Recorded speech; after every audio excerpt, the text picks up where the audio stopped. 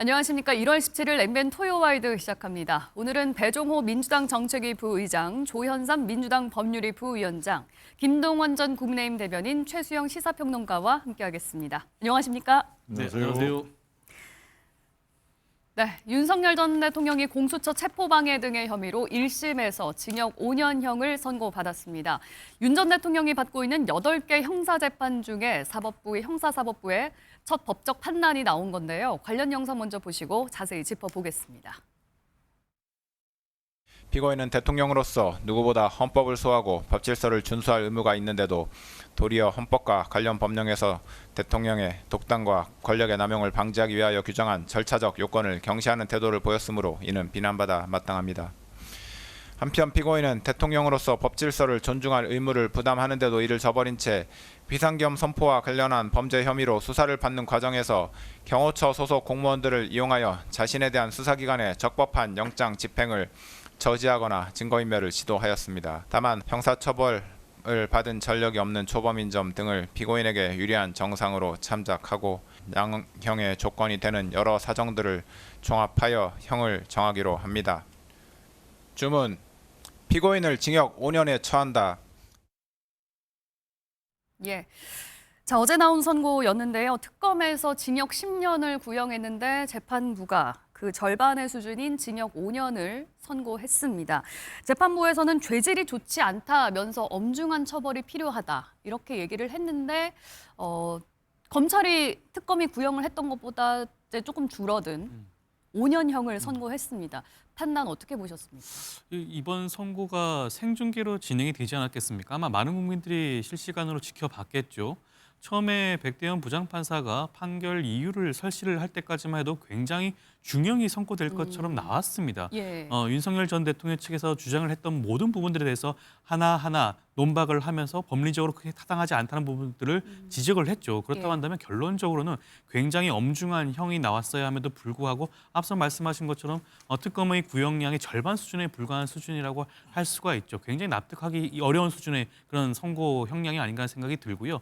오히려 용두사미가 아닌가 하는 생각이 들 정도입니다. 네. 백대현 부장판사가 공소를 공판을 진행하면서 굉장히 엄정한 모습을 보여줬죠. 네. 그리고 선고 내용도 그러한 게 부합해야 됨에도 불구하고 그러하지 않은 모습을 보여줬다는 측면에서는 굉장히 아쉬운 선고가 아닌가 싶습니다. 납득하기 어려운 형량이었다라고 말씀하셨는데 그렇다면 재판부는 어떤 기준을 가지고 이 형량을 측정했다고 보십니까? 이 법정형의 상한이 11년 3개월 정도가 나올 수가 있는 형이라고 할 수가 있죠. 네. 거기에서 지금 특검의 입장에서 10년을 구형을 했습니다. 상한보다 조금 낮게 구형을 한 셈이고요. 예. 구형에 적어도 부합할 정도의 형이 충분히 나올 수 있는 상황이라고 할 수가 있죠. 지금 재판부 입장에서는 뭐 초범이라는 점을 들면서 이런 부분, 양형에서 이런 부분들을 참작을 하고 있는데 예. 일반적인 형사 사건이 아닙니다. 뭐 절도나 폭행 같은 사건이 아니에요. 만약 그러한 경우에는 초범이라고 한다면 그러한 부분들을 양형으로 참작을 할 수가 있겠죠. 그렇지만 이것은 아니에요. 물론 내란의 그런 본류 사건은 아닙니다만 내란과 관련된 사건 아니겠습니까? 그렇다고 한다면 그러한 그 엄중한 잣대를 들이밀어야 함에도 불구하고 초범이라는 이유만으로 형량을 구형량의 절반밖에 선고를 하지 않는다. 굉장히 납득하지 못하는 부분이라고 하겠고요. 저는 뭐 이후에도 말씀드릴 기회가 있겠지만 특검팀이 이 부분에 대해서는 반드시 항소를 통해서 항소심 단계에서 다시 한번 판단을 받아봐야 될 필요성이 있지 않을까 싶습니다. 네. 보통 검찰이 구형을 하면 재판부에서는 감형을 하는 경우가 많기 때문에 그렇습니다. 그거보다 이제 줄지 않겠느냐는 어느 정도 예상이 됐었습니다만 5년으로 줄인 건 좀 너무하지 않느냐. 그리고 감형 사유로 든 것 중에 하나가 이제 초범이라는 네. 점을 들었는데 이 부분도 좀 이해하기가 어렵다. 이런 그렇죠. 얘기입니다. 네, 민주당 쪽에서 그렇게 지적을 하고 있습니다만은 저는 그 백대현 부장판사의 판결이 상당한 고심한 흔적이 읽힙니다. 5년이라고 해서 내란범에 준하는 그런 그 의혹이 있는 사람을 너무 이렇게 후하게 한 거 아니냐라고 했는데요. 네. 이 판결을 조목조목 뜯어보면은 무죄 판결이 3가지가 돼 있습니다. 늦게 도착한 국무위원 2명의 관한권은 직권남용이 해당이 안 된다라거나 예. 또 위신 담당에서 보도 자료를 냈죠. 예. 정당한 절차를 거친 비상계엄이 있다라고 하는 것들이 진실 의무는 없다라고 이렇게 부서를 달았습니다. 또 한 예. 가지 사후 포고문 얘기를 하는 것이죠. 허위 공문서 이거는 강의구 비서실장이 가지고만 있었지 실행에 옮기지는 않았다라는 점을 무죄 판결에 근거를 두었습니다. 그러니까 예. 상당히 무죄 부분도 강조를 한 건데 그럼에도 불구하고 윤석열 전 대통령의 책임을 엄중하게 물었습니다. 대통령이 해서는 안 될 사항을 조목조목 얘기를 한 건데요. 즉 국무회의는 이렇게 운영을 해야 된다라거나 아니면은 경호처 인력을 사병으로 이렇게 취급해서는 안 된다라는 따끔한 준엄한 지적이 있었습니다. 이런 예. 것들을 종합적으로 보면은 균형 잡힌 시각이라고 볼 수 있는 부분도 있습니다만은 저는 10년 구형에 5년 판결을 했다는 게 큰 의미는 없다고 생각합니다. 왜냐하면 바로 이 부장판사 하는 얘기가 직권남용과 내란 우두머리는 사실관계가 동일하다라고 얘기를 했기 때문에 이제 2심, 이 항소심에서는 병합할 가능성이 대단히 높거든요. 그러니까 예컨대 이 무기징역을 때리고 또 5년을 또 때리고 하는 그런 게 있을 수가 없습니다. 이게 2심에서 병합이 되면은 예. 당연히 이 최고형인 사형이라든가 무기징역 여기에 이게 병합이 되기 때문에 예. 꼭 5년이라는 거가 너무 약하지 않느냐 이것은 현재로서 현실적으로 큰 의미가 없다 이렇게 또 볼 수도 있겠습니다. 예, 알겠습니다. 일단 비상계엄에 대한 불법성에 대해서 형사 재판에서도 처음으로 인정을 한 건데요. 재판부는 어떤 점을 유죄로 본 건지 좀 자세히 듣고 오시겠습니다. 국가 긴급권의 행사인 계엄 선포는 전 국가적 혼란을 초래하고 국민의 기본권을 다각도에서 침해할 위험성이 매우 크다 할 것이므로 다른 수단과 방법이 없는 지극히 예외적인 경우에 한하여 이루어져야 합니다. 대통령으로서는 계엄 선포 여부를 결정함에 있어 평시에 국가 현안에 관한 국무회의에 있어서보다 국무위원 전원의 의견을 더욱 경청하고 신중을 기하였어야 합니다. 공수처는 피고인의 내란 우두머리 혐의를 관련 범죄로서 수사할 수 있습니다. 따라서 공수처는 피고인의 직권남용 권리행사 방해 및 내란 우두머리 혐의에 관하여 모두 수사권이 있습니다. 피고인은 이 사건 범행에 관하여 납득하기 어려운 변명으로 일관하면서 자신의 잘못을 반성하는 태도를 전혀 보이고 있지 아니합니다. 예, 여러 혐의에 대해서 이제 말씀하신 것처럼 몇 가지는 유죄, 또 무죄를 받은 부분도 있었습니다. 그 중에서 일단 가장 쟁점이 컸던 것 중에 하나는 공수처 체포에 대해서 저지를 한 부분. 이 부분에 대해서 윤석열 전 대통령은 공수처의 수사권이 없기 때문에 체포를 저지했던 거는 정당했다라고 주장을 해왔는데 이번에 재판부에서는 그걸 좀 뒤집었어요. 받아들이지 않았거든요. 네, 이제 윤석열 전 대통령 측에서는 일단 수사가 불법 수사다. 예. 그리고 또 관련해서 수집한 증거도 다 불법 증거다. 그리고 체포영장도 불법 영장이다. 예. 라고 주장을 하면서 자신의 이제 무죄다라고 얘기를 했는데 자신의 이제 이 방어선이 다 이번 재판부에 의해서 무력화돼 버렸죠. 그래서 이거는 이제 일종의 예고 재판이다, 내란 재판에 그렇게 얘기가 할 수 있는데 저는 이제 결과적으로 2월 19일 날 예정된 내란 수계 우두머리 재판은 사실상 유죄가 지금 확정된 이번 재판이 아닌가 이렇게 생각이 되고 예. 그러면 이제 나중에 이제 내란 수계 재판과 관련해서는 형량이 사형이냐 무기징역이냐 둘 중에 하나인데 유죄가 된다면 뭐 아무리 잘 나와도 예. 무기징역이 선고되지 않을까 이렇게 생각이 되고 이번 이제 재판과 관련해서 형량은 저는 개인적으로 굉장히 유감스럽게 생각을 합니다. 예. 그 이유는 핵심 혐의가 다 유죄가 됐어요. 첫 번째로 공수처 체포영장 이 집행을 방해했는데 이것도 유죄다. 그리고 두 번째로는 이 사후에 계엄 선포문을 작성하고 폐기한 것 예. 이것도 유죄다. 그리고 또 비합헌 경호처 이 정보를 삭제한 것도 유죄다. 네. 그리고 국무위원들의 심의권을 침해한 것도 유죄다.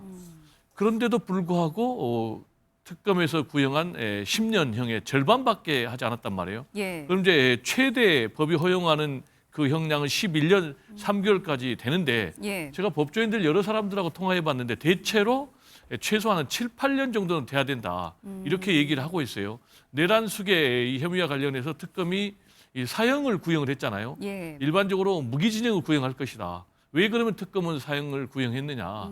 이런 일이 다시는 재발되지 않도록 하는 경종을 울리는 의미에서 징역 이제 사형을 구형을 했는데 저는 그런 차원에서 다시는 이런 비극이 재발되지 않도록 하기 위해서라도 이번에 이제 법이 허용하는 11년 3개월까지는 아니더라도 예. 최대 형량에 가까운 그런 형량이 선고가 됐어야 되지 않느냐. 그리고 이것이 바로 국민들이 바라는 국민들의 눈높이 그리고 국민의 감정이 아닌가 생각이 됩니다. 예. 그러니까 이번 선고는 내란 재판의 예고적인 성격을 띠고 있다. 그동안 윤석열 전 대통령이 주장을 했던 여러 방어 논리가 무너진 건 아니냐라는 거거든요. 네. 말씀하신 것처럼 내란 재판에 영향을 줄 수밖에 없겠죠. 연동이 분명히 된다고 봐야 되겠죠. 예. 물론 이게 지금 내란 우두머리 재판, 우두머리 그 혐의가 실제로 가장 본류 재판인 건 분명하지만 이건 뭐 지류고 약간 곁가지긴 합니다만 그럼에도 불구하고 이미 예고적 성격으로 그 내란과 그러니까 내란 혐의에 대한 일종의 그 성격 규정들을 어느 정도 지금 해줬기 때문에 실제로 네. 그러면은 앞으로 내란 본류인 그 내란 우두머리 혐의에도 영향을 끼칠 수밖에 없다는 게 사실인 것 같아요. 그래서 저는 이 시점에서 윤 전 대통령 변호인단 측에 네. 방어 논리를 좀 전략을 좀 변경할 필요가 있지 않느냐. 어떻게 해야 될까요? 그러니까 이제 그 일부 시인할 건 시인하되 그다음에 예. 이제 지금 공수처의 수사라든가 그다음에 계엄의 국무의 적법성 이런 모든 것들이 무너졌기 때문에 예. 그렇다면 이제 일부 시인하고 일부는 부인하는 일종의 선택과 집중의 전략으로 좀 갈 필요가 있고 또 하나는 윤 전 대통령의 태도 부분도 지금 백부장 판사가 상당 부분 지적을 했단 말이죠. 사실 윤 전 대통령의 태도 부분은 예. 재판과는 직접 관련은 없습니다. 이게 증거와 법리에 따른 혐의 구성은 아니지만 예. 그러나 이것이 어쨌든 생중계되고 있고 국민들이 법감정이라는 이제 감정선에서 보고 있기 때문에 이 부분도 간과할 수가 없거든요. 그래서 저는 어쨌든 지금 이제 이번 그 백부장 판사의 1심 선고문에는 상당 부분 이제 공수처의 수사, 국무회의 심의 요건 등등에 대한 구성뿐만 아니라 예. 앞으로 전개될 윤 전 대통령 관련 재판들에 대한 일종의 방어 성격도 좀 전략 수정이 필요하다는 것을 조금 예고한 듯 싶어서 저는 이 부분에 대한 좀 그 대통령 변호인단의 숙고가 좀 필요해 보이고요. 예. 다만 이 부분에 대해서 정치권에서 형량이 많다 적다 개입할 문제는 아니라고 봅니다. 정치권이 왜 자꾸 여기에 개입합니까? 청와대도 분명히 선을 그었는데 국민의 법감정은 여론이란 얘기고 예. 중요한 건 이 법리와 사실 그대로 해서 이게 후세에 다시 교훈적으로 남아야 된다 그러면은 정확하게 냉정과 성찰을 위해서 저는 이 판결을 받아들이는 게 좀 맞다고 봅니다. 예, 알겠습니다. 윤석열 전 대통령 측에서는 즉각 항소할 뜻을 밝혔습니다. 관련 목소리 듣고 얘기 계속 이어가 보겠습니다. 내란 우두머리 사건의 선고일이 2월로 이미 결정되어 있음에도 불구하고 무슨 연유에서인지 그 선고에 앞서서 급하게 한 달을 앞당겨서 결심을 하였고 형사재판은 정치가 아니라 재판 그 자체 그리고 법률을 기준으로 반드시 하였어야만 함에도 불구하고 이것을 정치화해서 지금 판결이 내린 점에 대해서 강력한 유감을 표하는 바입니다. 항소 계획은 곧바로 있으십니까? 당연히 예, 항소를 할 겁니다. 예, 아마 항소를 하게 되면 또 가게 될 2심에서도 그렇고 또 앞으로 여러 재판들에서도 그렇고 이제 전략 수정이 불가피해 보입니다. 어떻게 좀 방어를 해 나갈 거라고 보세요? 저는 윤석열 전 대통령 측에서 1심과 다른 논리를 들고 나올 것 같지는 않습니다. 예. 지금 주장을 하고 있는 것이 공수처의 수사 자체가 위법하다라는 주장을 하고 있는 것이고요. 만약에 그것이 받아들여진다고 한다면 이후에 있는 모든 사건들을 무마시킬 수가 있는 것이거든요. 예. 무죄가 나올 수 있는 사건들입니다. 그렇기 때문에 그 기조를 흐트러뜨리지는 않을 것으로 보여지는데요.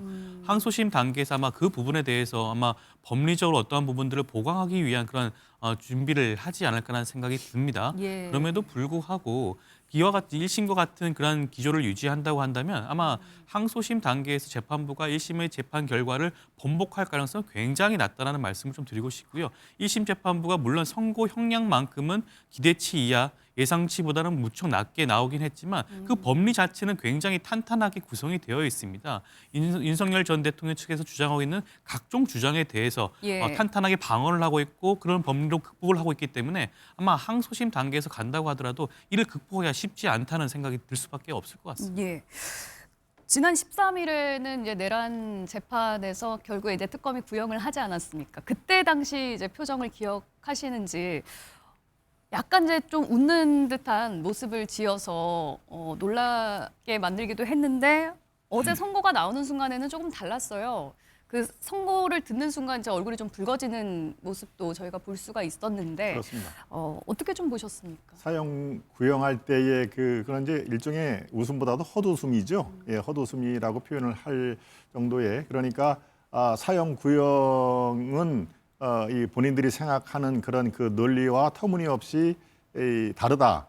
기본적으로 공수처의 수사권이 없는 거 물론 이번 백대현 부장판사는 내란 수사권이 있다고 보고 5년을 선고를 했습니다마는 예. 그런 기본적인 출발선상이 다르다는 의미에서 헛웃음을 나온 걸로 보여지고요.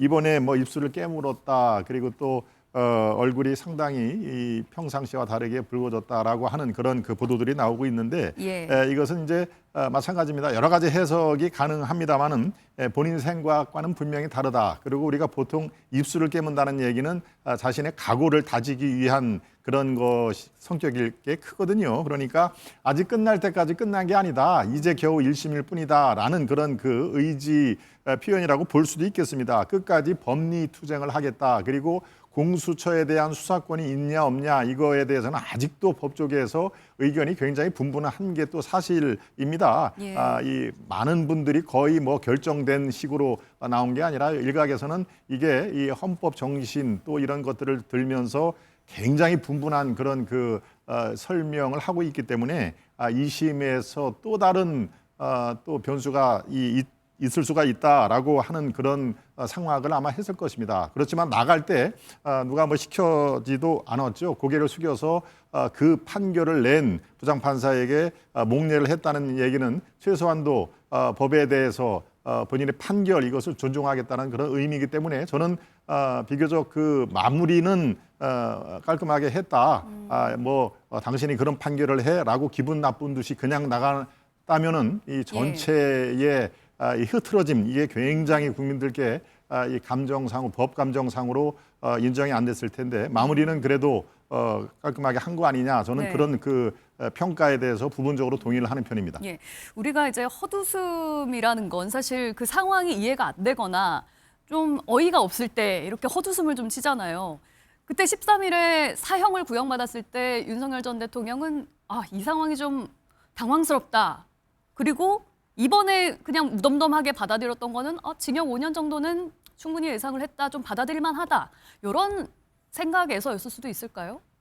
뭐 저는 좀 그것보다는 일단 구형과 선고는 전혀 다르죠. 예. 구형은 이제 검찰의 시간이라면 선고는 이제 사법부의 시간인데 이 백 부장판사가 계속해서 판결문을 읽어 나갈 때마다 예. 얼굴이 굳어지고 일그러졌잖아요. 그리고 마지막에 이제 징역 5년을 선고할 때는 완전히 얼굴이 벌겋게 달아오르고 그 정도도 이제 받아들이기 좀 힘든 본인은 이제 상당히 정도? 충격을 받은 것 같아요. 충격을 받은 것은 아까도 말씀드렸듯이 이 재판의 결과보다는 이 재판의 결과가 다음 내란 우두머리 재판의 예고편이기 때문에 본인의 이제 방어 주장이 다 무너지고 그래서 이제 국헌 문란의 어떤 폭동이었다라는 네. 것이 이제 다 사실상 입증된 그런 재판이기 때문에 다음에 본인이 닥칠 운명은 사형 또는 무기징역 이런 걸 이제 예감하기 때문에 그렇게 본인이 얼굴이 벌겋게 달아오른 것이 아닌가 이렇게 생각이 되고 예. 사실 이제 윤석열 전 대통령 같은 경우는 우리나라 사법 역사상 양승태 전 대법원장을 사실상 본인이 진두지휘에서 구속 기소까지 한 그런 사람이란 말이에요. 그리고 본인이 또 검찰총장의 또 제왕적 대통령을 지냈기 때문에 완전히 이 사법의 권위를 우습게 알았던 그런 사람 같아요. 근데 이번에 이제 재판의 엄중함을 깨달은 것 같고 본인의 운명을 지금 예감하기 때문에 이렇게 표정이 갑자기 바뀌고 또 이 재판부를 향해서 사실상 세 차례나 절을 하는 이렇게 현실을 이제 절감한 그런 태도의 결과가 아닌가 저는 해석이 됩니다. 예, 알겠습니다. 이번 재판 결과에 대해서 정치권의 목소리는 어떻게 나왔는지 듣고 얘기 계속 이어가 보겠습니다. 오늘 선고된 형량은 무너진 헌정 질서를 바로잡고 내란 극복과 정의 실현을 갈망하는 국민의 요구에 응답하기에는 턱없이 부족합니다. 형량을 대폭 깎아준 것은 사법 정의를 바라는 국민의 기대를 배신하고 역사의 엄중한 심판을 회피한 비겁한 판단이라 하지 않을 수 없습니다. 윤석열 전 대통령의 재판 결과에 대해서 국민의힘은 따로 드릴 말씀이 없습니다. 특별한 입장이 없다는 게 국민의힘의 입장입니다. 향후 공정하고 중립적인 재판을 기대합니다. 향후에도 윤석열 전 대통령 재판과 관련해서는 따로 입장을 낼 계획이 없습니다. 예. 국민의힘에서는 사실 지금 공식 논평이 나오지 않고 있습니다. 들으신 것처럼 입장이 없는 게 입장이다. 윤석열 전 대통령에 대해서는 이제 당을 떠나신 분이다 라면서 좀 선을 긋고 있거든요.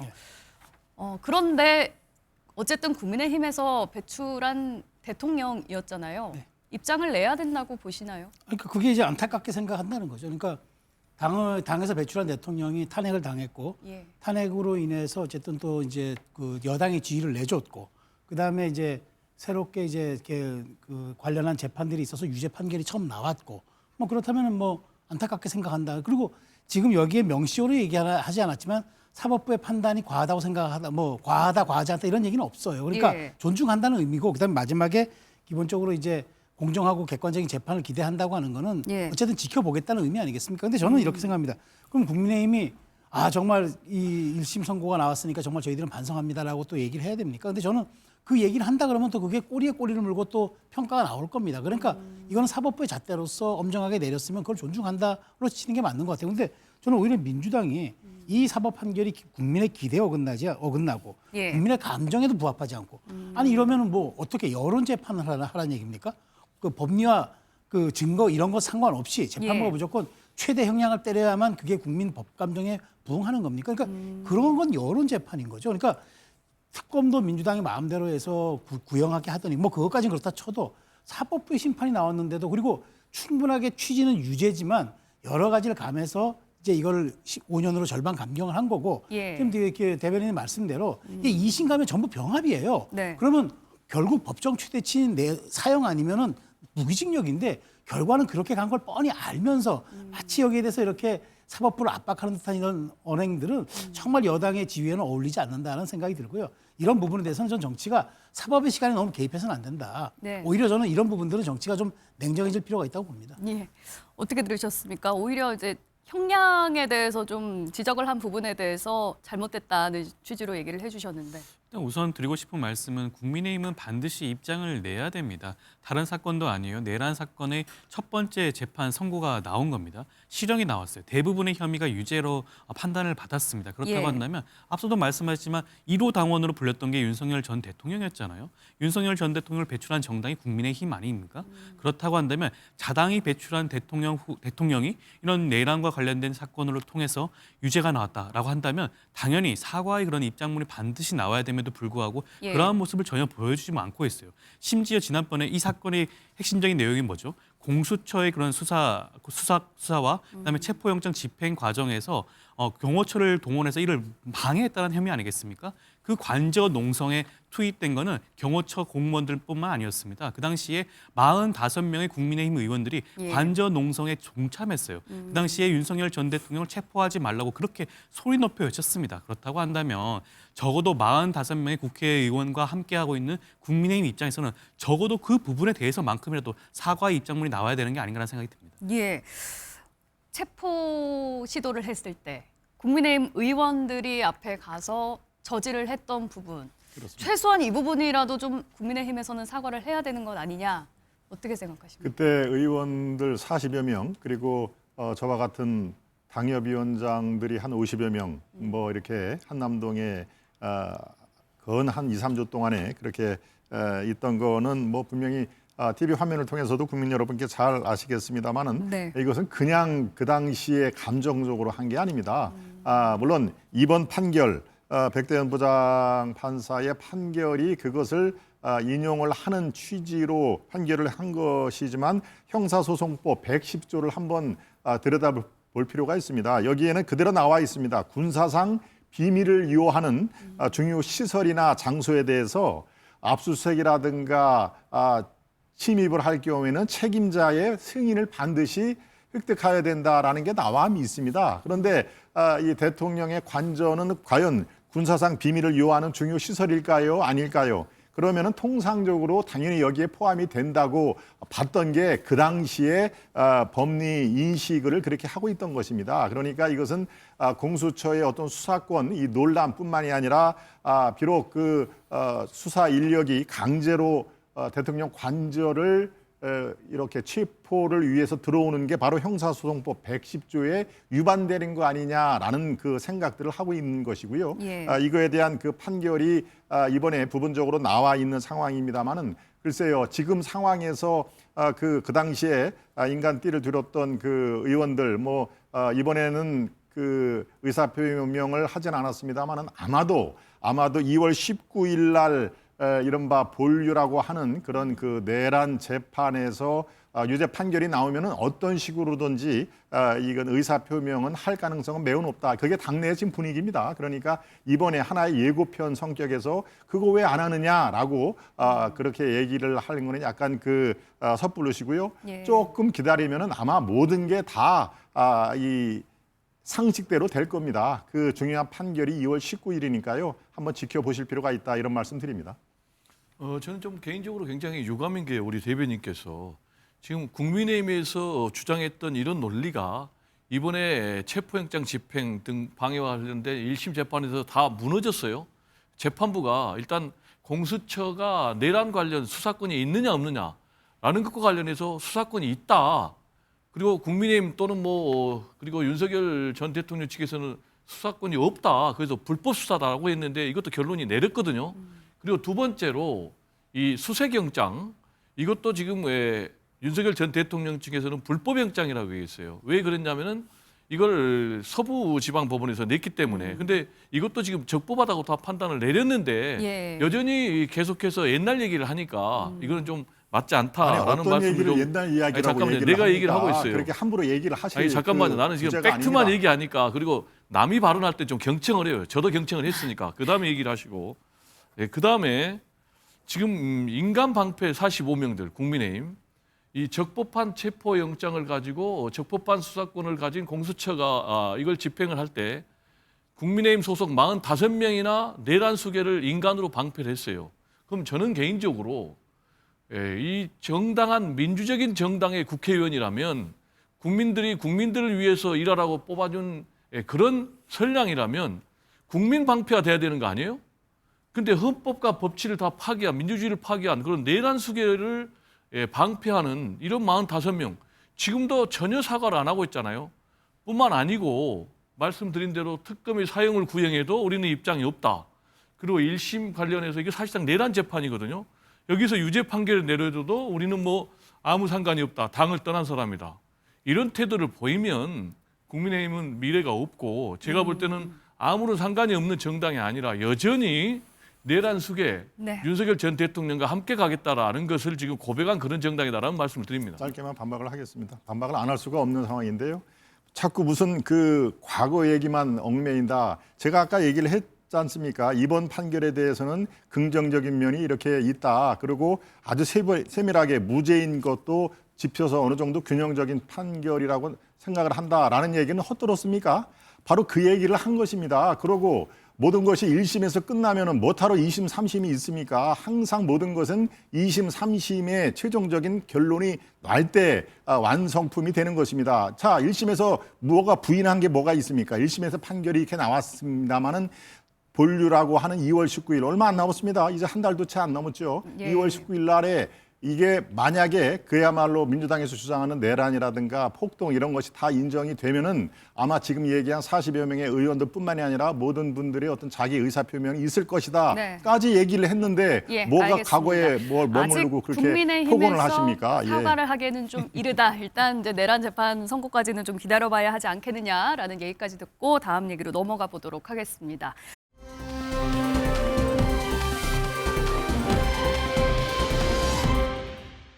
민주당과 범 여권에서는 내란 청산을 완전히 끝내야겠다라면서 2차 종합 특검 특검법을 통과시켰습니다.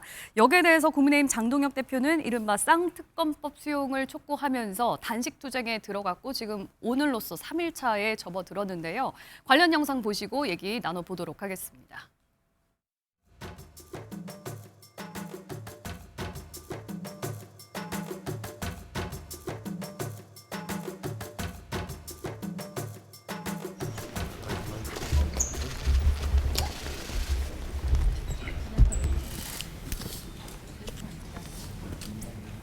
정말 힘든 싸움을 하고 계시는데 국민의 한 사람으로 정말 마음이 아픕니다.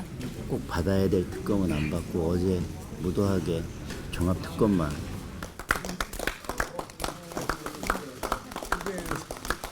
(50m) 거리에 있는 본회의장에서 천하람 원내대표가 필리버스터 하는 모습을 계속 지켜봤고, 저는 50m 밖에 이곳에서 단식을 하면서 저도 사실은 이렇게까지 열심히 할 생각 없었는데 우리 장동혁 대표님께서 워낙 결기의 사례를 또 이렇게 직전에 장동혁 대표께서 어제 밤을 기점으로 급격하게 상태가 악화됐습니다. 조금 전에도 찾아뵀을 때 대화가 불가능한 상황이었고요. 말 그대로 물 위에는 어떠한 음식물 섭취를 하고 계시지 않은 상황이라는 점을. 예, 이제 오늘로써 단식한 지 3일 차에 접어든 것 같은데 건강도 이제 좀 많이 안 좋아지는 것 같습니다. 이번 장동혁 대표의 단식 건강은 좀 괜찮을까요? 좀 위험하죠. 사실 단식이라는 건 목숨을 건 투쟁입니다. 그런데 우리 헌정사에 지금 야당 제1야당 대표가 단식을 한 사례는 헌정사 10차례가 되지 않습니다. 그 정도로 이거는 귀한 사례입니다. 그런데 네. 이게 그렇게 이제 극한의 투쟁을 하는 방식은 야당으로서의 더 이상 그 존재의 의미를 찾지 못할 때, 그다음에 야당이 여당의 폭주를 제어할 수단이 없을 때, 지금 보십시오. 107석 갖고 개혁신당까지 포함해 110석입니다. 그러니까 아무것도 할 수가 없어요. 예. 그저 천하람 원내대표가 필리버스터 하나 하고 장동혁 대표가 밖에서 단식하는 게 이게 지금 현재 우리나라 국회 야당의 상징적인 현주소라고 저는 봅니다. 예. 그런 차원에서 지금 얘기하는 게 지금 장동혁 대표가 얘기하는 게 뭐가 이상한가요? 자, 이 정말 종합특검, 다시 말해서 이미 다 털 만큼 턴 특검을 또 하겠다. 170일 동안 지방선거 직전까지 더군다나 야당 잔치장들을 다 수사대상에 포함시키고 이런 무도한 특검을 종합특검이라는데 종합은 포괄이라는 의미고 특검은 제한적이라는 의미인데 포괄과 제한을 다 함께하는 이른바 이 형용 모순, 자기 모순에 빠져 있는 이 특검법 막아야 되고요. 그다음에 김병기, 강선우 지금 드러나고 있는 어마어마한 이 비리, 그다음에 전재수 전 장관까지 포함해서 통일교 특검. 여당은 모르쇠로 일관하고 팔짱 끼고 신천지 끼지 않은 이른바 물타기나 얘기하고 있는데 네. 야당 대표가 할 수 있는 게 뭐가 있겠어요? 목숨을 건 단식하는 겁니다. 근데 예. 정청래 대표인가요? 뭐 밥을 굶으면 뭐 죽으니까 빨리 나오시라고 투정하시지 말고 나오고 이렇게 희화하고 조롱하고 능멸하는 걸 하면 협치가 되겠습니까? 그날 또 대통령은 야당 군소야당 대표들 불러서 밥 먹으면서 빨간색이 안 보인다고. 저는 이런 식으로 가면 이재명 대통령의 진심은 저는 없다고 봐요. 그래서 장동혁 대표가 이렇게 목숨을 건 단식 투쟁을 하는 이 로텐다고 해서 사실 국회의 중심이고 민주주의 상징 아닙니까? 저는 여당이 손을 내밀 때입니다. 이 여당이 손을 내미는 건 간단합니다. 특검법은 통과됐으니까 이재명 대통령 제2호권 행사하시고요. 그다음에 예. 분명히 이 쌍특검 받아줘야 한다. 저는 그 말씀은 정말 민주주의 회복을 위해서 반드시 필요하다고 봅니다. 예, 어제 청와대로 여야 지도부 불러서 이제 대통령이 오찬을 했을 때 천하람 원내대표가 제2요구권을 얘기를 꺼냈다고 하잖아요. 그런데 이제 대통령이 과연 그걸 이제 받아줄지. 이제는 여당이 좀 화답을 해야 할 차례다. 야당이 할 수 있는 게 아무것도 없지 않느냐. 그래서 이제 단식 카드를 꺼냈다라는 말씀이신 건데 어떻게 들으셨습니까? 글쎄요, 저는 장동혁 대표의 단식 투쟁에 대해서 폄하할 의사는 없습니다. 물론 본인의 그런 목숨을 건 투쟁이라는 생각은 하고요. 하지만 굉장히 시점이 공교로운 거 아니겠습니까? 여러 매체에서도 지적을 하고 있지만 지금 한동훈 전 대표에 대해서 제명 관련된 내용이 결정이 난 다음 날부터 지금 단식 투쟁에 들어가고 있어요. 굉장히 시점이 좀 공교롭다는 말씀을 좀 드릴 수밖에 없는 것 같고 그리고 특검도 마찬가지입니다. 2차 종합특검이 왜 필요한지는 아마 많은 국민들이 알고 있을 것 같아요. 이번에 윤석열 전 대통령 관련된 내란 사건 첫 번째 선고 결과에 대해서 아마 물론 선고 형량은 납득할 수 없는 부분이 분명히 있긴 하지만 특검의 효능감을 아마 많은 분들이 느꼈을 겁니다. 특검이 주장했던 공소사실의 대부분이 혐의가 인정이 되었어요. 그렇다고 한다면 1차 특검을 통해서 미진했던 부분, 수사가 진행이 되지 못했던 부분, 뭐 예를 들면 노상원 수적과 관련된 각종 외환 의혹이라든가 아니면 김건희 씨와 관련된 각종 그런 국정농단 의혹이라든가 그다음에 구명로비 의혹이라든가 이런 진척이 전혀 되지 않고 있는 각종 의혹들에 대해서 2차 종합특검을 통해서 신속하게 마무리하는 것이 국익을 위해서 더욱더 나은 거 아닌가요? 지금 야당 입장에서는 국민의힘 입장에서는 이것이 뭐 지방선거용이라는 말씀들을 계속해서 반복적으로 하시는데 저는 반문하고 싶습니다. 만약에 그렇다고 한다면 2차 특검이 아니라 경찰과 국수본이 이런 관련된 의혹을 수사한다? 그런 비판을 하지 않으실 건가요? 마찬가지예요. 뭐 행안부 소속인 경찰이 수사하는 것을 과연 믿을 수가 있냐? 대통령이 관할하는 거 아니냐? 라는 그런 주장, 비판 계속 하실 겁니다. 차라리 특검의 경우에는 국회가 추천을 하고 대통령이 임명하게 되어 있죠. 대통령 관할이 아닙니다. 대통령 소속이 아니에요. 특검은 공정하고 신속하게 이 사건들을 수사할 수가 있기 때문에 경찰보다는 특검이 오히려 이 사건과는 더욱더 부합하는 게 아니냐라는 말씀도 드리고 싶습니다. 예. 이제 이런 말씀을 해주셨어요. 장동혁 대표가 단식을 하고 있는 이유는 다른 목적도 좀 있는 것이 아니냐. 그러니까 한동훈 전 대표의 윤리위 제명 결정이 나고 난 후에 또 하필 이 단식이 이제 겹쳐지면서 당에서 지금 혼란스러운 이 상황을 좀 수습하기 위해서 시선을 좀 딴 데로 돌리려는 건 아니냐라는 목소리도 좀 나오고 있거든요. 그런 목소리가 나오고 있죠. 특히 한동훈 전 대표의 제명 결정 나온 다음 날 그 상황을 비판을 할 수가 있습니다. 뭐 시기적으로 그렇게 될 수가 있으니까요. 그런데 정말 단식은 단식으로서의 어떤 메시지가 있는 것입니다. 정말 이 야당 대표든 여당 대표든 단식은 그야말로 서로 상대방의 비난의 대상이 되면은 결단코 안 됩니다. 그것을 이 한동훈 대표의 어떤 그 이른바 후폭풍을 막기 위해서 내부 정리용으로 시선을 돌리기 위해서라는 것이 집중적으로 지금 거론이 되고 있는데요.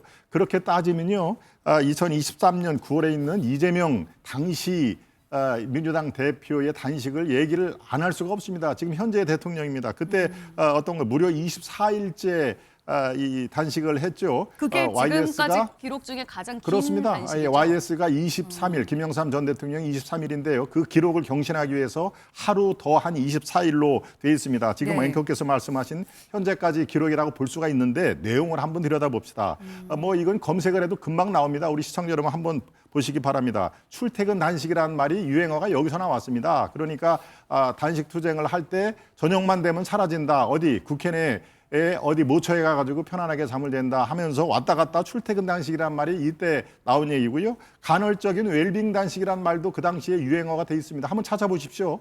간헐적으로 안 보이는 장소에서는 먹는지 그야말로 그분이 좋아하는 초밥 뭐 이런 것들을 배달해서 먹는지 알 도리가 없다라는 말이 다 기사화가 돼 있습니다. 제가 지금 얘기하는 게 아닙니다. 그리고 또 그 당시에 유행한 게 텀블러가 있지 않습니까? 텀블러 안에 있는 내용물이 도대체 그 안에 우유가 들어있는지 뭐가 들어있는지 모르는 게 텀블러를 항상 단식 투쟁 앞에 놓고 얘기했다라는 것이 기사화로 도배가 돼 있는 상황이 있습니다. 이렇게 한두 끝도 없습니다. 당시에 이재명 당대표의 단식을 삐딱한 시선으로 보면은 얼마든지 비판할 수가 있는 건데요. 이번에도 마찬가지입니다.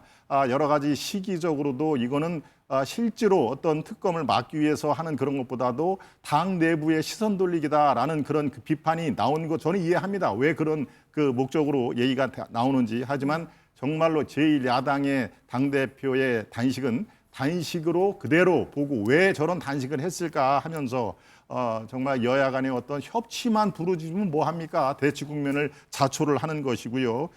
양동작전이 여러분 뭐라고 생각하십니까? 바로 그렇습니다. 2차 종합특검은 국회를 살짝 통과를 시킨 다음에 본인은 다 여야 대표 모이세요. 점심 한번 합시다. 라고 하는 게 양동작전의 가장 전형 아닙니까? 이른바 굿캅, 배드캅. 나는 아주 허허 웃으면서 빨간색이 안 보이네요 라고 굿캅이 되고 정청래 당신은 배드캅 악역을 좀 맡아라고 하는 게 바로 어제 그저께 대한민국 여의도에서 벌어진 상황이었습니다. 그러니까 이런 것들을 비판을 하려면 한두 끝도 없다. 뭔가 좀 이 정상적인 시각으로 바라볼 필요가 있다. 이런 말씀을 드리겠습니다. 예, 알겠습니다.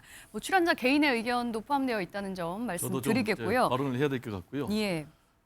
말씀하신 대로 좀 단식을 조롱하면 안 된다라고 본인이 얘기해놓고 이재명 전 대표의 단식에 대해서는 뭐 텀블러에 우유가 들었는지 뭐가 들었는지 모른다, 출퇴근했다, 뭐 웰빙 단식이다 본인이 조롱을 하고 있잖아요. 그러니까 자기 말을 자기가 부정하는 그런 평론은 좀 안 했으면 좋겠고 내가 팩트를 얘기를 할게요.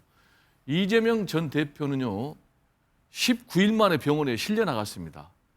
그래서 그때 당시에 본인도 헛것이 보인다고 했고 선망 증세까지 나타났고 그리고도 본인이 단식을 더해서 총 24일간 단식을 하고 그만뒀습니다. 예. 그리고 그때 당시에 국민의힘에서 웰빙 단식 한다면서 이재명 전 대표를 향해서 비난을 했고 뭐라고 얘기를 했느냐. 산무 단식이다. 명분이 없고 뜬금없고 원칙 없다. 그러면서 비난을 했어요. 국민의힘 측에서. 그럼 저는 지금 이제 장동혁 대표의 단식은 뭐냐. 좀 뜬금없다. 이렇게 오히려 되돌려주고 싶어요. 통상 이제 야당 지도자들의 단식은요. 네네. 여당 내지는 집권 세력을 향해서 생명을 걸고 하는 건데 첫 번째로 저는 장동혁 대표의 단식은 생명을 걸고 하는 그런 진정성이 좀 안 느껴져요. 왜냐 전기 장판에다 뭐 핫팩에다 그리고 뭐 책 갖고 가고 이게 지금 뭐 생명을 건 그런 단식인지 그리고 제가 볼 때는 대외용보다는 한동훈 전 대표를 지금 제명까지 가는 이런 상황에서 당내에 너무나 분열, 후폭풍이 심각하니까 이 후폭풍을 잠재우기 위해서 뜬금없이 이런 단식 카드를 꺼낸 것이 아닌가 이렇게 생각이 되고 예, 이 결국 이제 단식을 통해서 스스로 출구를 만들겠다라는 것인데 네. 저는 과연 그게 만들어질지 좀 의문입니다. 예, 제가 알겠습니다. 10초만 반론을 하겠습니다. 10초만. 저를 상당히 의식을 하는 것 같은데 제가 얘기하는 건 항상 저렇게 튀어나와서 반론을 합니다마는 출퇴근 단식, 간헐적 웰빙이 제가 지금 이 자리에서 만든 거 아닙니다. 한번 찾아보십시오. 이거 방송 끝나고 예, 그 당시에 두분 말씀 나오는 일단 그대로 여기까지 나오는 좀, 얘기를 제가 전하는 예, 거니까. 정리를 나를 너무 해보고요. 의식하는 것 같으니까. 예, 예. 그러니까 그렇게 일단 하지 마시기 출연자 개인의 의견이라는 점 저희가 다시 한번 말씀을 드리겠고요. 일단 저는 사실 이렇게 여쭤보고 싶었어요. 이게 여야 모두 야당의 입장이었을 때 단식을 해봤으니까 서로 좀 이해가 되는 부분도 있지 않았을까 싶었는데 좀 생각이 다르신 것 같고 그렇다면 이제 궁금한 점은 장동혁 대표가 단식을 언제까지 계속할 수 있을 것인가? 그럼 단식을 한다고 해서 어떤 걸 얻을 수 있을까? 효과는 있을까? 이 부분이거든요. 어떻게 보십니까? 뭐 단식의 효과 당연히 있죠. 일단 당을 지지하거나 보수를 사랑하는 이런 분들은 당연히 대표의 안위도 걱정할 뿐더러 뭔가 위기 상황에 대한 결집도를 높일 수 있을 겁니다. 그런데 네. 중요한 건 이게 개인의 건강을 대단히 해칠 수 있는 일이잖아요. 어찌 보면은 야당 지도자인데 그다음에 임기 아직 1년 반이 남은 공식적으로 위임받은 야당 제1야당이 대표인데 그렇다면 예. 저는 당연히 이 부분은 여권이 손을 내밀어야죠. 원하는 게 뭐냐 그러면 원래 정치는 그 가능한 것과 필요한 것 사이에 그 사이를 절충하는 게 정치입니다. 예. 그러면 장 대표가 요구하는 것 중에 어디까지가 가능하고 어디까지가 필요에 의한 건지 서로가 좀 절충을 해줘야죠. 근데 이 손을 내밀 수 있는 건 여권입니다. 야당이 손을 내밀겠습니까? 물론 지금 일각에서 얘기하는 한동훈 전 대표 관련된 얘기 있다면 한동훈 전 대표가 단식장을 찾아와서 서로 화해를 할 수도 있는 사안인데 그거는 정치적 상상력의 영역으로 남겨놓는다 하더라도 이 장동혁 대표의 단식을 멈출 수 있는 거는 여당의 호응인 거죠. 최소한 그러면 팔짱 끼고 바라볼 게 아니라 그 지금 쌍특검에서는 어디까지 허용할지 그 이 부분에 대해서 협상에 나서줘야죠. 원내대표들이 나서가지고 해줘야죠. 그러지 않고 뭐 언제까지 밥 투정할 거냐는 식으로 얘기하는 것 이거는 전혀 출구 전략을 모색하는 것도 아니고 해결 방안을 강구하는 것도 아니죠. 그렇기 네. 때문에 진짜 장동혁 대표의 안위가 걱정된다면 여당은 저렇게 지금 눈치 보고 팔짱 끼고 있을 게 아니라 그러면 원내대표를 통해서는 우리가 어디까지 협조를 해주고 어디까지 협상해줘야 되느냐 그 얘기를 하는 거죠. 그게 정치의 본령이고 정치의 출발 아닙니까? 예. 저는 그렇게 생각합니다. 네.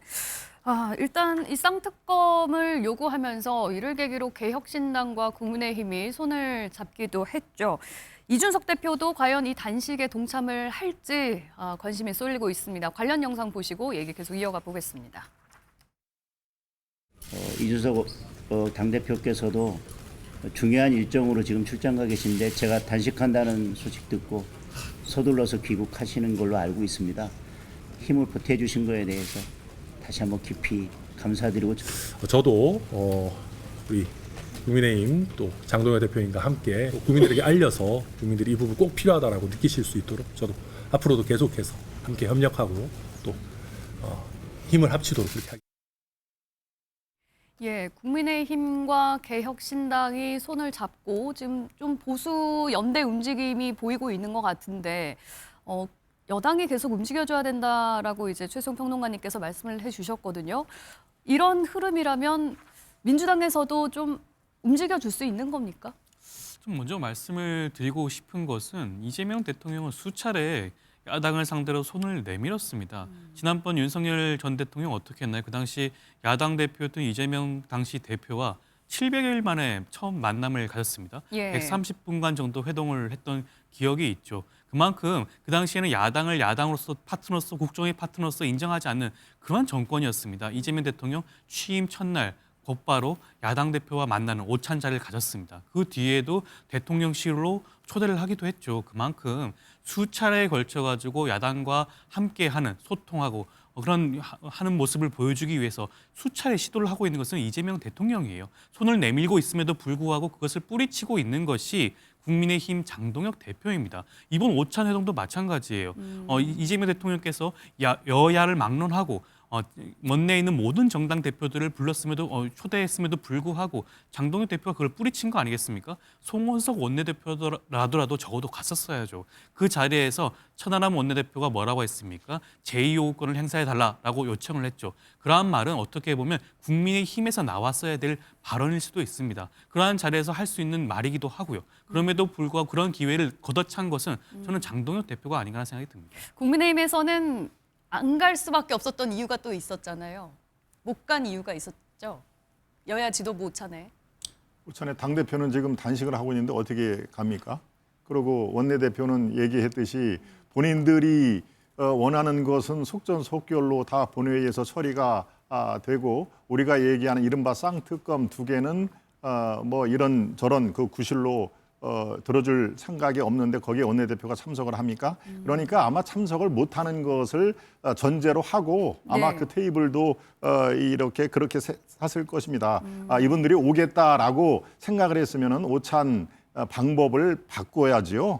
그리고 저 날짜도 조정을 충분히 할 수 있는 거 아니겠습니까? 거기에 야당이라고 하는 분들이 저는 다른 군소 정당을 폄훼할 생각은 추호도 없습니다만은 다 이른바 개혁신당 말고는 이른바 다 친민주당의 지난번 총선 때는 또 연합을 해서 비례대표를 한 그런 정당 아니겠습니까? 그러니까 진정으로 그런 신년 오찬의 그 여야 협치를 위한 자리냐라고 하는 궁극적인 물음이 있는 것입니다. 반대로 얘기를 또 하겠습니다. 신년 인사회에 이재명 대통령이 야당 대표 시절에 단 한 차례도 참석하지 못한 걸로 알고 있습니다. 물론 그때마다 외부 일정이 있었겠지만 그러니까 역지사지가 필요한 것입니다. 바로 상대방의 어떤 이번에는 우리가 초청을 해도 당대표 또 원내대표가 못 오겠구나라고 하면은 당연히 이거에 대한 그 수정 제의를 했어야죠. 오찬이 뭘 그렇게 대단히 중요합니까? 국정 운영에 얼마든지 날짜를 조정해서 할 수 있는 것이죠. 그러니까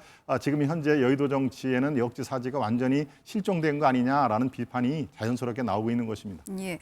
그러면은 지금 이준석 개혁신당 대표 같은 경우에는 해외 출장 중인 것으로 알려져 있는데 단식에 동참하기 위해서 조기 귀국을 한다, 뭐 아니다, 조금 생각 중이다. 여러 얘기가 좀 나오고 있는 것 같아요. 뭐 고민을 하는 것 같아요. 왜냐하면 이제 뭐 비행기표를 구한다, 못 구했다 뭐 얘기도 있고 약간 얘기가 좀 결이 달라요. 뭘 고민하고 있는 걸까요? 그러니까 이런 거겠죠. 같이 쌍단식, 이른바 동조단식을 들어가는 게 예. 이게 전략적으로 과연 옳은 건지. 그리고 지금 사실 시차로 두고 단식을 들어가면은 오늘 벌써 이렇게 3일차 단식이라 지금 장 대표의 컨디션이 매우 안 좋아지고 있는데 이준석 대표가 들어오자마자 릴레이 단식 들어가면 약간 엇박자가 날 수도 있는 거예요. 그러니까 차라리 그렇다면은 장 대표는 단식에 들어가고 이준석 대표는 차라리 원내 투쟁에 간다든가 약간의 야당 대표로서 서로의 역할 분담할 필요도 있다고 생각하는 거고 네. 또 하나 이준석 대표의 고민이 그거였죠.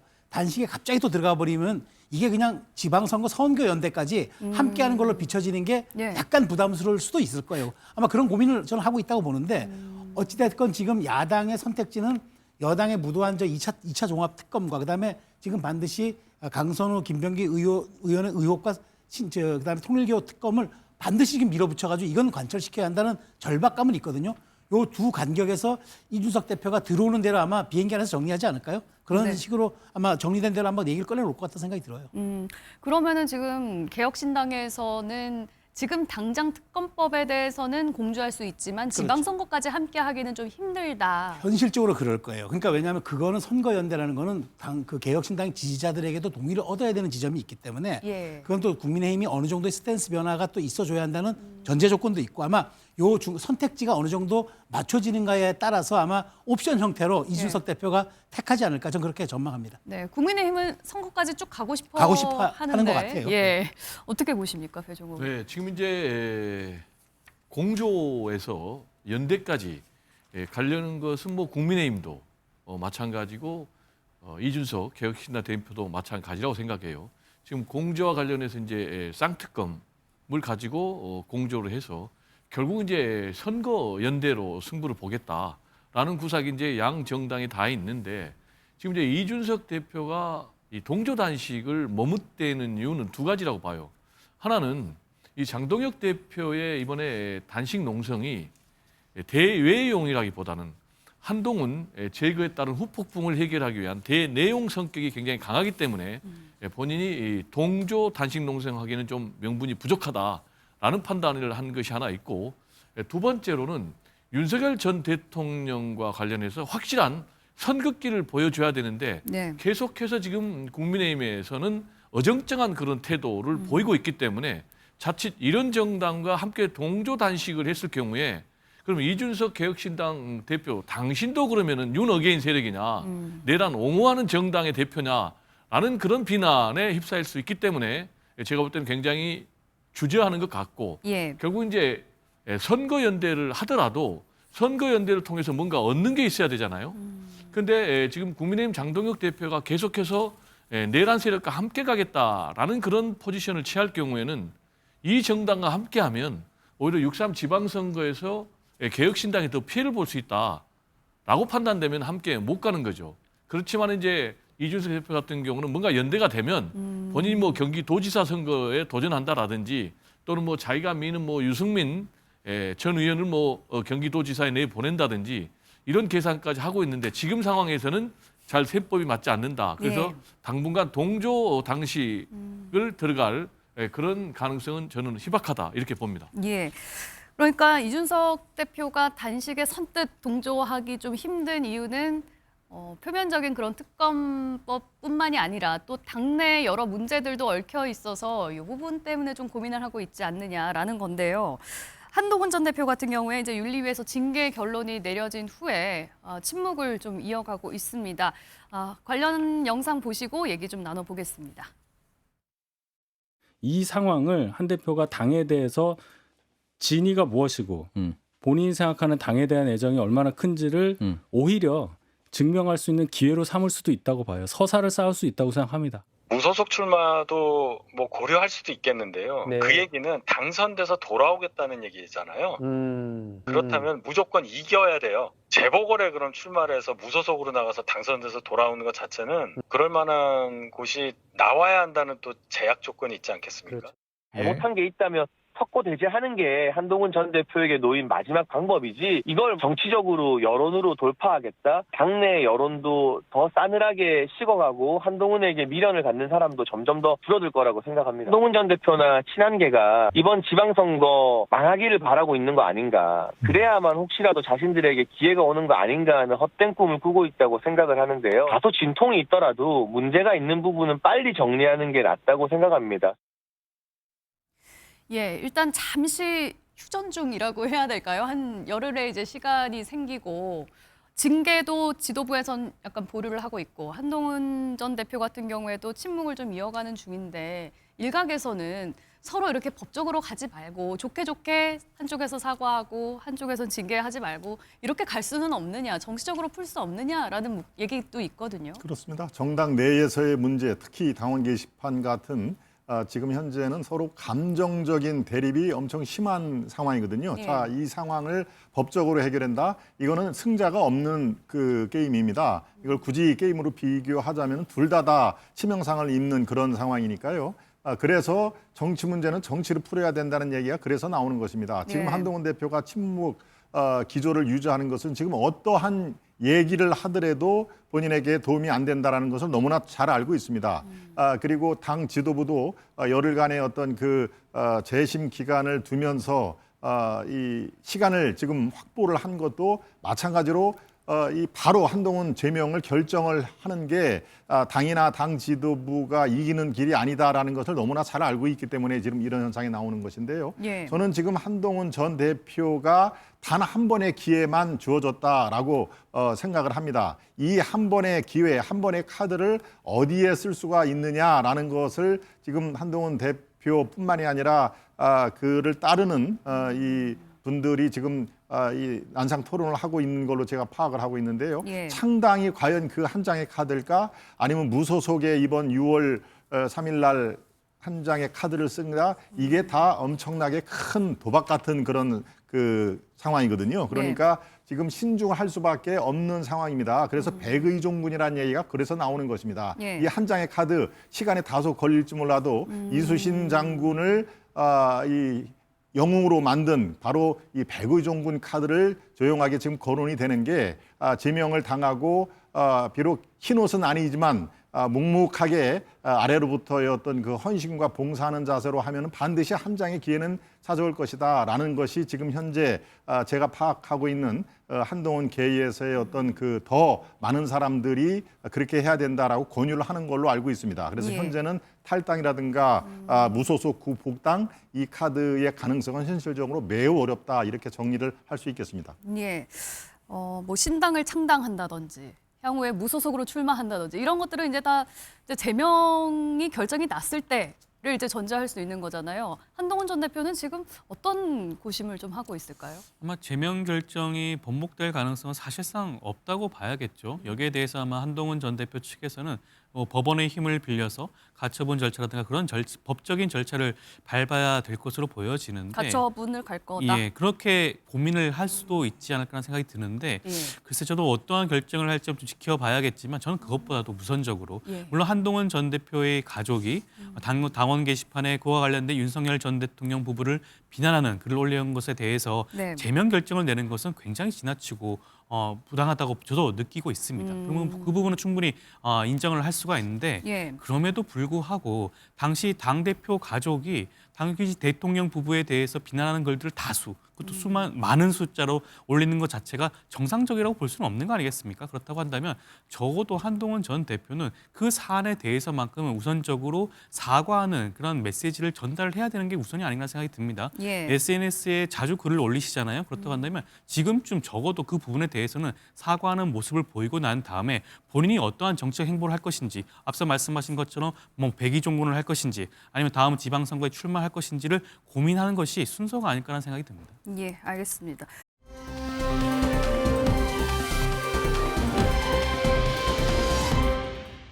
한편 민주당에서는요.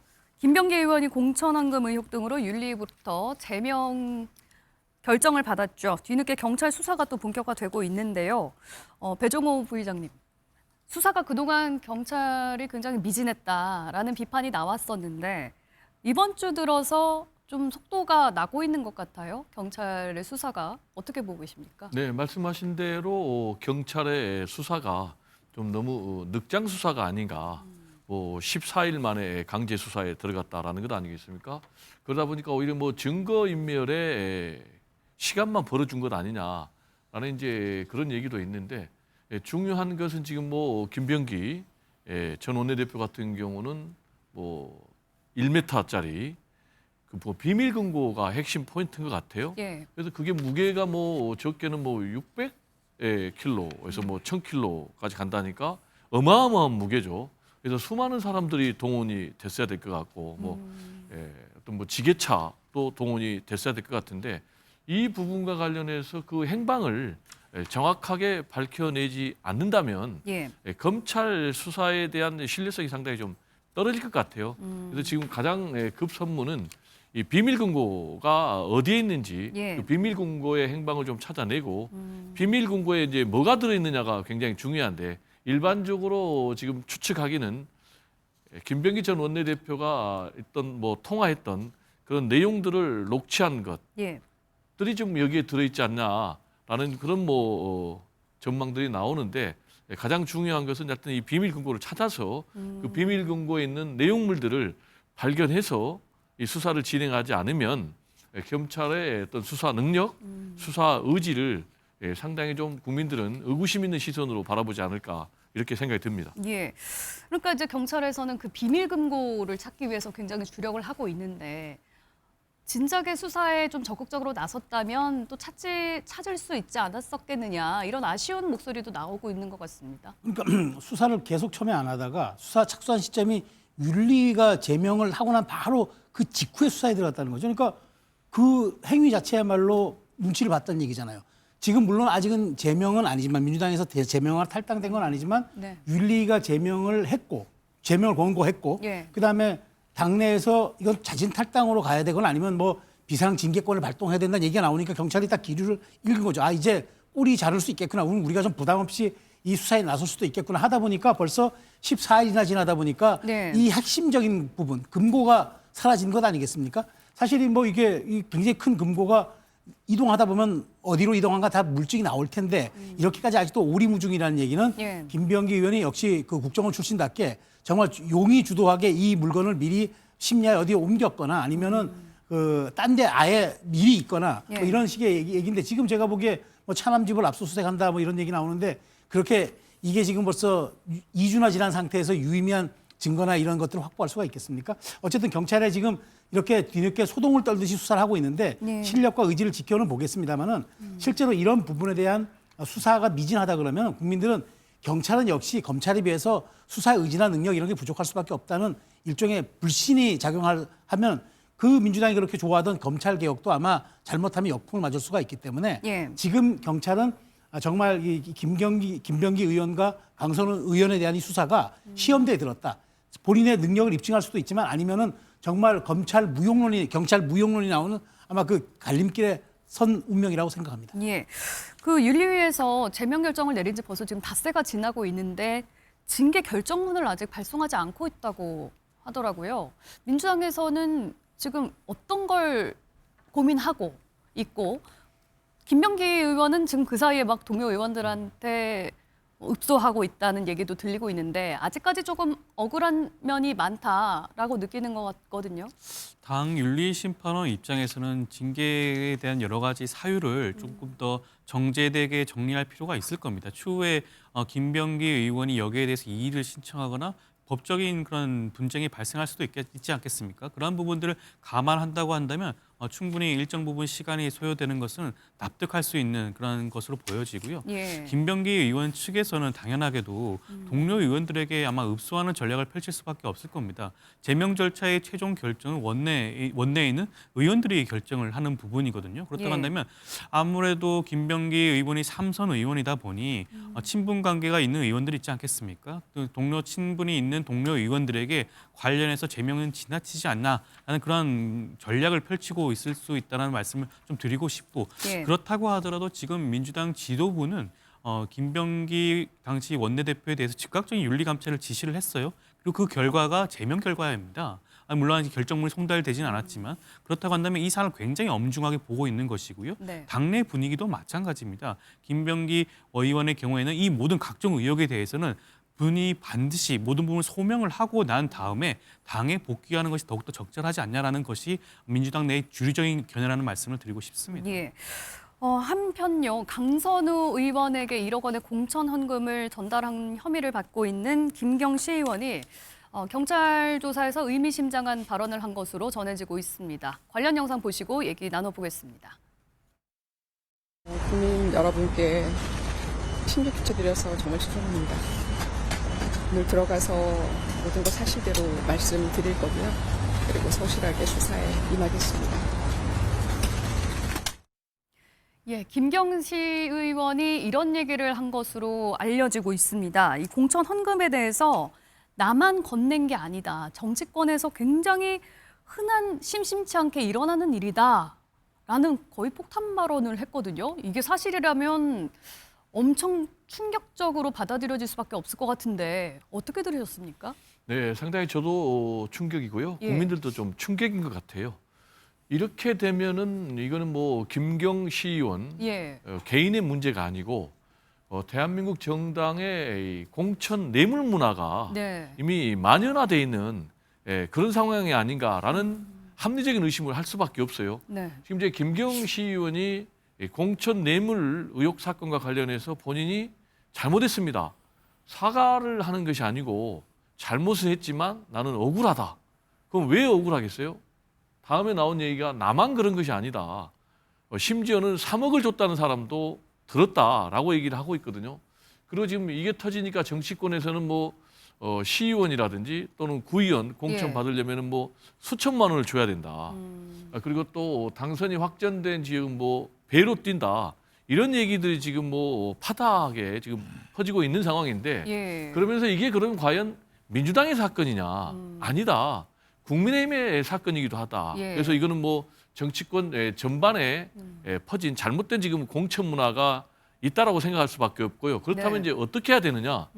저는 민주당에서 먼저 이 사건과 관련해서 휴먼 에러다라고 얘기할 것이 아니고 예. 이거는 시스템에 분명히 문제가 있다. 그래서 전체적인 시스템 점검을 해야 된다. 예. 그리고 전수조사를 해야 된다. 그러면서 오히려 국민의힘에도 자, 우리도 전수조사 할 테니까 예. 국민의힘도 전수조사해라. 이렇게 나가야지 이 문제가 좀 해결이 되지 않을까. 예. 그리고 국민들 입장에서도 어느 정도 납득할 수 있지 않을까 이런 생각이 좀 듭니다. 예. 김경시 의원이 국민의힘에서도 그렇다. 이제 이렇게 얘기를 했거든요. 예. 일단 배종욱 부의장님께서는 일단 민주당에서 먼저라도 전수조사 얘기까지 꺼내면서 좀 적극적으로 이 부분을 들여다봐야 되지 않겠냐라고 말씀하셨는데 그렇습니다. 저는 뭐 마음 같아서는 지금 당장이라도 여야 할 거 없이 다 전수조사를 해야 할 필요성이 있다. 국민이 이 사건을 보는 그 감정선은 이미 터지기 일보 직전까지 와 있다고 생각을 합니다. 이게 꼭 서울시 강서구에서만 유독 이런 일이 벌어졌을까? 저는 그렇게 생각을 안 합니다. 네. 김경, 강선우에게만 해당되는 일일까? 저도 그렇게 생각을 안 합니다. 저도 청주 지역의 당협위원장을 맡고 있습니다만은 네. 글쎄요, 한 15년 전, 20년 전에는 이랬다더라 하는 얘기가 굉장히 많이 들립니다. 저도 예. 역시 에이 설마 그렇게까지 했을까라고 얘기를 할 정도의 쇼킹한 일이 많이 그 얘기가 전해지고 있습니다. 사실 여부를 떠나서 이전의 어떤 공천 행태는 이 깨끗함과는 거리가 멀다라고 그렇게 우리가 규정을 할 수밖에 없는 상황이 된 것이니까요. 예. 여야 할 거 없이 이거는 뭐 전수조사가 아니라 그 이상의 어떤 획기적인 조치가 있어야 한다라는 것은 뭐 저는 충분히 지금 그 국민들께서 정치권에 요구한다고 생각을 하고요. 그런 의미에서 정청래 대표의 어떤 개인 일탈로 살짝 돌리는 휴먼 에러, 참 말도 참 잘 짓습니다. 휴먼 에러, 개인의 어떤 이건 잘못된 실수였다라고 하는 것은 거의 망언에 가까운 말이다 하는 얘기를 강조를 하고 싶습니다. 이러니까 바로 이 공천의 어떤 깨끗한 공천이 이루어지지가 않는 것이거든요. 인식 자체가 바로 한 사람의 문제로 치부를 하는 게 이게 구조적인 문제다 하는 것이고요. 이건 여야 문제가 아닙니다. 이것은 정말 대한민국 명운을 건 정치권에 예. 이번을 계기로 다시는 어떤 뭐 공천 헌금, 저희 국민의힘에서는 공천 헌금이라는 말도 잘못됐다고 보거든요. 이건 예. 바로 공천 뇌물이다 하는 말로 지금 요새 정정해서 쓰고 있습니다만은 다시는 이런 말이 사전에 나오지 않기를 예. 사전에서 찢어져 나가기를 예. 저는 학수고대를 하고 있습니다. 예, 이 발언이 정치권에 어느 정도 파장을 또 미치게 될지 또 지켜봐야 될 것 같고요.